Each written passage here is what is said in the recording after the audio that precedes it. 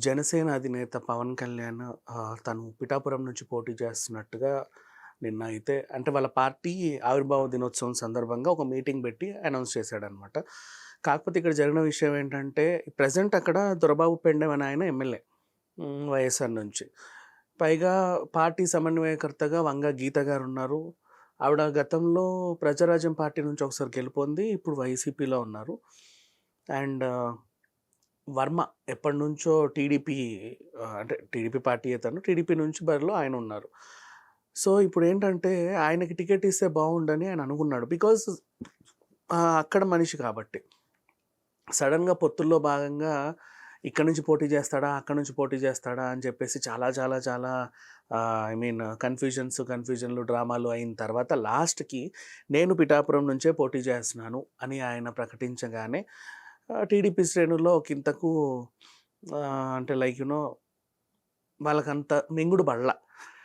పైగా మింగుడు పడని విషయం పక్కన పెట్టేస్తే వ్యతిరేకత టీడీపీకి వ్యతిరేకంగా ఖచ్చితంగా పవన్ కళ్యాణ్‌ని ఓటమి పాలు చేస్తాము, ఓడిస్తాము అని చెప్పేసి వాళ్ళందరూ కూడా నిన్న పార్టీ జెండాలు, బాండ్లు, పేపర్లు అన్నీ తగలబెట్టేశారు. అయితే వీళ్ళ ప్రాబ్లమ్ ఏంటంటే ఈయన గతంలో గాజువాక, భీమవరం నుంచి పోటీ చేసి ఓడిపోయాడు. దమ్ముంటే మళ్ళీ అక్కడి నుంచే పోటీ చేసి గెలవాలి కానీ, అక్కడి నుంచి పారిపోయి వచ్చి పిఠాపురంలో ఎందుకు పోటీ చేస్తాడు? నెంబర్ 1. నెంబర్ 2 స్థానికేతరుడు. అంటే అక్కడి నుంచి ఆ పిఠాపురంకి ఈయనకి సంబంధమేం లేదు. కాకపోతే ఇప్పుడు ఏం చేశాడంటే అక్కడ ఒక 3 ఎకరాలు లీజుకి తీసుకొని హెలీప్యాడ్ ఏర్పాటు చేసుకున్నాడు. అంటే ఆయన దిగడానికి, పోవడానికి, రావడానికి. సరే ఏదేమైనప్పటికీ ఇక అసలు విషయానికొస్తే ఈ వార్త విన్నప్పటి నుంచి వైసీపీ శ్రేణులు మాత్రం చాలా హ్యాపీగా ఉన్నారు. ఈవెన్ మిగతా పార్టీ వాళ్ళందరూ కూడా హ్యాపీగానే ఉన్నారు. ఎందుకంటే ఎలాగూ అక్కడ టీడీపీ, జనసేన పొత్తు ఓడిపోతది అని కన్ఫర్మ్ అయిపోయింది. ఎందుకంటే పవన్ కళ్యాణ్ పోటీ చేస్తే 100% ఓడిపోతాడని వాళ్ళందరికీ తెలుసు కాబట్టి. సో, వాళ్ళకి కన్ఫర్మ్ అయ్యి ఇప్పుడు వైసీపీకి ఏంటంటే కొంచెం ఊరట లైక్ ఈ స్థానం మందేలే ఇంకా అనుకున్నారు. ఇంకా నన్ను అడిగితే షర్మిల గారు కూడా అక్కడ కాంగ్రెస్ తరఫున ఎవరినైనా బరిలో దింపే అవకాశం ఉంది. మేబీ వాళ్ళకు కూడా కొద్దో గొప్ప ఓట్లు పడతాయి. ఎందుకంటే అక్కడ పవన్ కళ్యాణ్ పోటీ చేస్తుంటే ఆయన గెలవడం అనేది అసాధ్యం కాబట్టి మిగతా వాళ్ళు అంటే వాళ్ళేమైనా గెలుస్తారేమో అని ఆశ వ్యక్తం చేస్తున్నారు.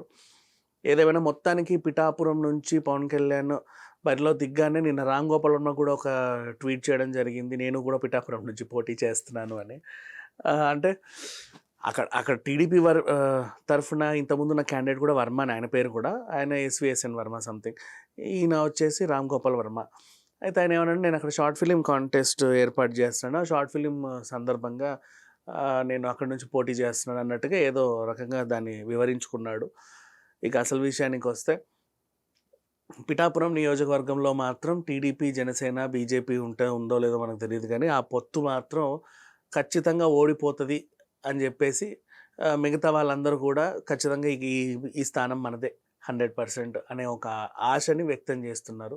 ధీమాగా ఉన్నారు. సో, మొత్తానికైతే పవన్ కళ్యాణ్ గతంలో గాజువాక నుంచి ఎలా అయితే ఓడిపోయాడో, భీమవరం నుంచి ఎలాగైతే ఓడిపోయాడో, పిఠాపురం నుంచి కూడా అలాగే ఓడిపోతాడని చెప్పేసి మొత్తం విశ్వసనీయ సమాచారం అందరూ అలాగే మాట్లాడుకుంటున్నారు. మరి చూద్దాం సుడి అటు ఇటు తిరిగి ఏమన్నా గెలుస్తాడో ఏంటో మరి. Thank you so much.